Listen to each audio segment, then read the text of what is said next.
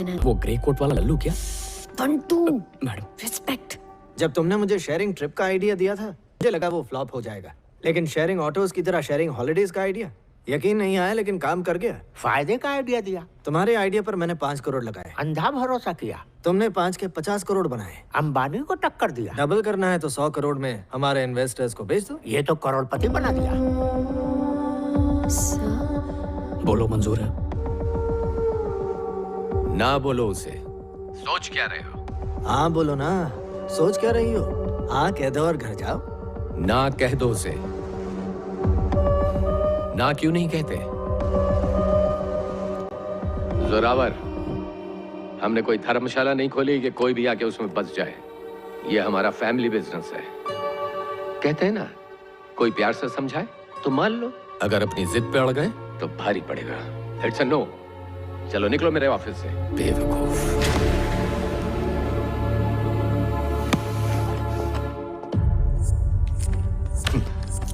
Madam को अपनी company बेचनी नहीं। गूंगी है क्या? सर, हमारी कंपनी मिडिल क्लास लोगों का दुनिया घूमने का सपना सस्ते में पूरा करती है। अगर आप उसमें इतना पैसा लगाएंगे तो कॉस्ट रिकवर करने के लिए हम सस्ते दाम नहीं रख पाएंगे। तो मैडम ये कहना चाहती है कि वो तो क्या? पता नहीं इस पीढ़ी को ना कहने में इतनी दिक्कत क्या है। दास बाबू, हमारी कंपनी का ये तो कुछ नहीं बिगाड़ पाएगी, लेकिन मैं इसका बहुत कुछ बिगाड़ दूंगा। जबरदस्त धमकी दिया।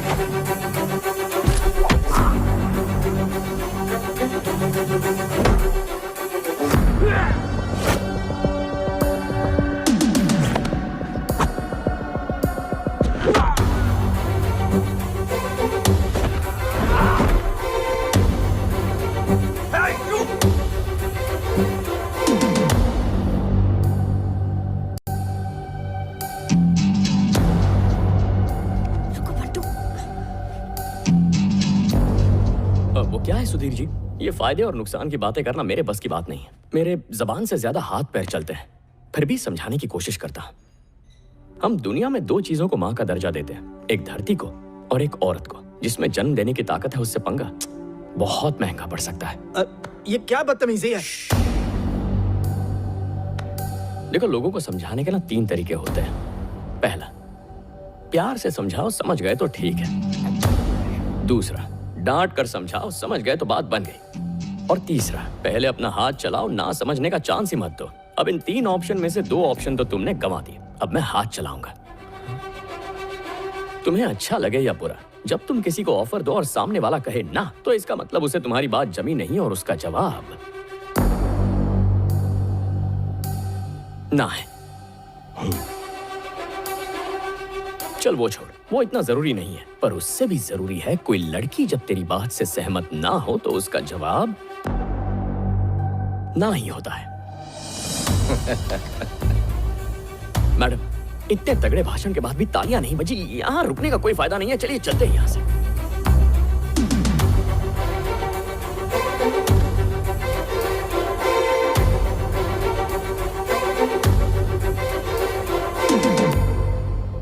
उस बेबाक लड़के की एक झलक देखकर ऐसा लगा मानो मेरा ही अक्स मेरे सामने खड़ा हो, और दूसरी तरफ मेरी सगी औलाद अपनी होकर भी पराई लग रही थी। मेरा साथ होने के बावजूद वो ना बोलने की हिम्मत नहीं कर सका। उसकी नाकामी ने मुझे अंदर से पूरी तरह खोखला कर दिया।